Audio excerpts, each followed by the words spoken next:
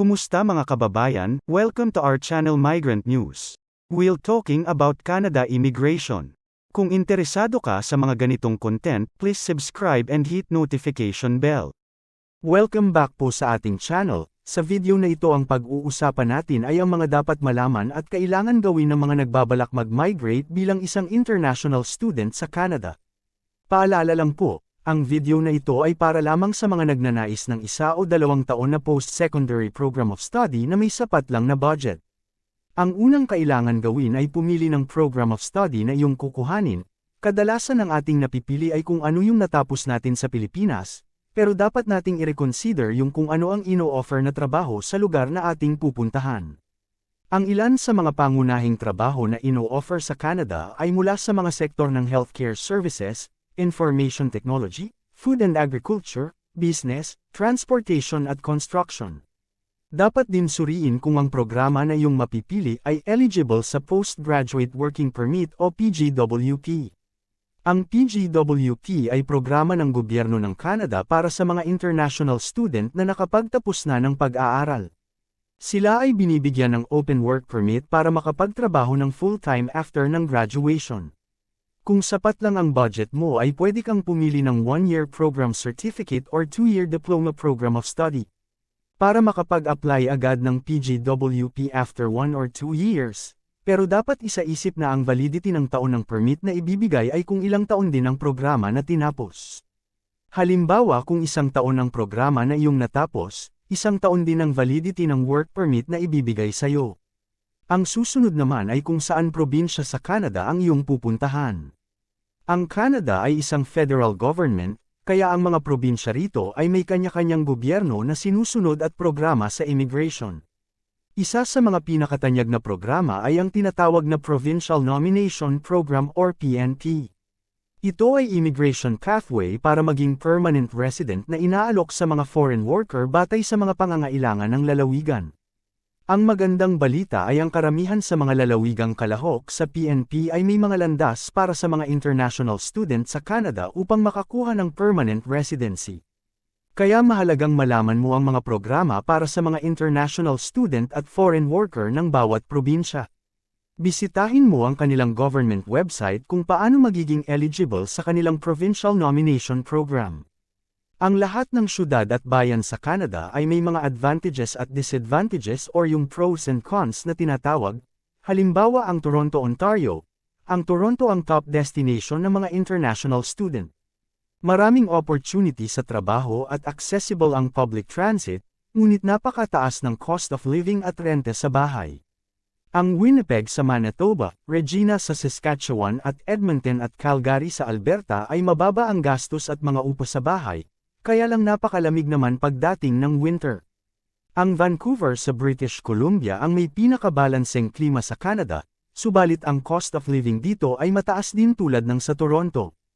Ang mga probinsya naman ng New Brunswick, Nova Scotia, Prince Edward at Newfoundland and Labrador na nasa East Coast ng Canada ay may mababa rin na cost of living, at maraming pathway para maging permanent resident. Tulad ng Atlantic Immigration Program at PNP.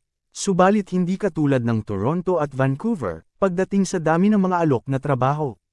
Ang Quebec Province naman ay marami din job opportunity tulad ng Ontario, pero dapat kang maging pamilyar sa wikang Pranses dahil ito ang kanilang pangunahing wika. At simula ngayong September 2023 marami silang pagbabago sa pagbibigay ng PGWP or Working Permit para sa mga international student. Ang ilan sa mga disadvantages ay mga bagay na kailangan mong seryosong isaalang-alang sa pagpili ng probinsya na iyong pupuntahan, dahil magkakaroon ito ng epekto sa iyo sa pang-araw-araw na buhay. Ngunit marami din silang advantages na tiyak na makakatulong sa iyong tagumpay. Walang lugar sa mundo na perpektong tirahan, anuman ang bansa o lugar palaging may negatibo at positibo kang mararanasan. Kung may napili ka ng program of study at may probinsya ka ng pupuntahan, ang eskwelahan naman na iyong papasukan ang iyong susunod na pagpapasyahan. Ang bawat probinsya sa Canada ay may responsibilidad sa pagtatalaga ng mga school sa post-secondary level na maaaring magpatala or mag-enroll ang mga international student. Suriin mabuti ang school na iyong pag-a-applyan kahit pa ito ay recommended ng iyong mga kamag-anak o kaibigan, para siguraduhin na ang school ay nasa Designated List of Institutions or DLI, at kung eligible sa Post-Graduation Work Permit ang paaralan. Dahil kung ang school na applyan mo ay hindi designated para sa international student o hindi kasama sa DLI, kahit may letter of acceptance ka, ang iyong aplikasyon para sa study permit ay made-denied. Ang bawat post-secondary school ay may iba't ibang regulasyon. Kaya mas maigi na bisitahin ang kanilang website at makipag-ugnayan sa pamamagitan ng email.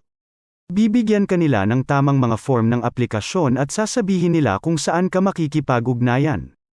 Ang ilan sa mga eskwelahan ay may mga kinatawan o ahente sa bawat bansa na makakapagsabi sa iyo tungkol sa mga dokumento na kailangang i-submit, at kung anong level at marka ng wikang Ingles ang kailangan. Pero may mga school na exempted sa English language admission ang mga student na nakapag-aral or galing ng Pilipinas.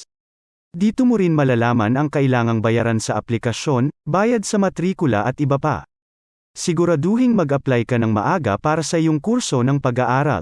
Ang mga mag-aaral sa universidad at kolehiyo ay dapat mag-apply 1 taon bago nila gustong simulan ang kanilang pag-aaral. Para bigyan panahon ang pag-a-apply ng study permit. Ang mga eskwelahan sa Canada ay nag-offer ng 3 semestre kada taon, fall intake na nagsisimula ng Setyembre, winter na nagsisimula ng Enero at summer sa buwan ng Mayo. Para sa mga hindi pa sanay sa winter, mas mabuti kung magsisimula ng Setyembre para ang pagdating mo ng Canada ay buwan ng Agosto, na ang weather temperature ay katulad pa ng sa Pilipinas, nang sa gayon unti-unti makakapag-adjust ka at hindi ka mabibigla sa temperatura ng panahon. Dahil kadalasan sa kalagitnaan ng Setyembre o unang linggo ng Oktubre nagsisimula ang taglamig. Kapag na-submit mo na ang lahat ng kailangan at natugunan mo ang kanilang mga hinihingi, at tinanggap ka sa eskwelahan na iyong inaplayan bilang isang mag-aaral, padadalhan kanila ng letter of acceptance. Ang letter of acceptance ay isa sa mahalagang kailangan para sa pag-a-apply ng study permit. Simula December 1, 2023, ay kailangan ng kumpirmahin ng eskwelahan sa imigrasyon ng Canada ang validity ng mga letter of acceptance sa loob ng 10 araw mula sa pagkatanggap ng mga aplikasyon para sa study permit. Kung hindi tumugon ang iyong paaralan sa loob ng 10 araw, ibabalik ang iyong aplikasyon, at ibabalik ang iyong bayad sa pagproseso. Kumpirmahin mo sa iyong paaralan ang pag-validate sa iyong letter of acceptance bago muling isumite ang iyong aplikasyon.